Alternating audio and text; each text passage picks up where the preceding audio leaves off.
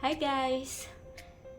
Today, ipapakita ko sa inyo itong Adidas NMD R1 for men's and women's na nakuha namin ng boyfriend ko. Originally, ang prices niya ay, ayan, for women 7.5 and then for men's 7.5 din. Pero nakuha lang namin to at a very discounted price sa halagang 4,500. Okay, so i-unbox ko para makita ninyo. Okay, simulan muna natin yung sa women's.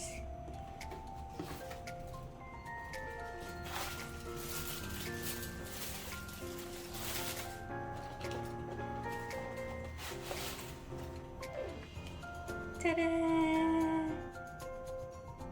NMD R1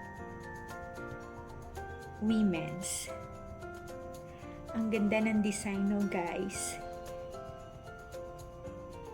Panalong panalo yung design sa likod. Okay. So, ito yung kabilang pair.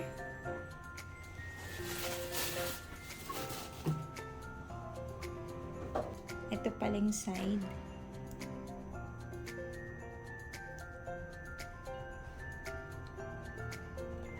Then, ito naman yung sa harap.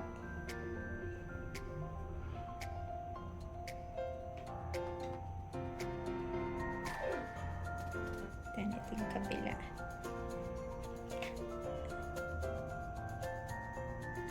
Ang ganda ng kulay ng pagka-pink niya dito. So, rose gold yung kulay. So, ito again. Ito yung pang women's na NMD R1 na bagong release ng Adidas. Actually guys, made in Japan to. Designed. Yan. Nakikita nyo ba? Yan. So, designed in Japan. And then, next kong ipapakita sa inyo ay yung sa men's. Tada! Ito yung NMD R1 for men's. Grabe, ang ganda. Actually, nagpapahanap nga ng for my size, kahit na pang men's siya, kasi gustong gusto ko talaga yung design na to. Ayan. 4.5 lang namin nakuha. Ito yung kabilang side.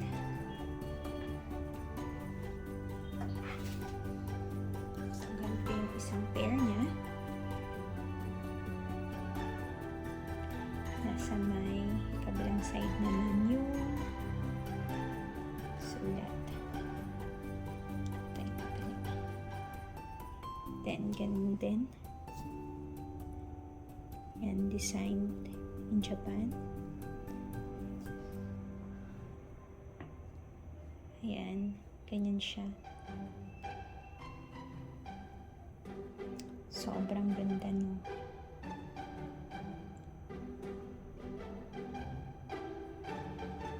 And matutuwa kayo sa itsura ng likod nito. Tada! Magkaiba yung kulay. And may sulat siya. Tokyo, Japan. Tapos kung saan yung location. Ganda, diba? Sobrang ganda. Panalo talaga to.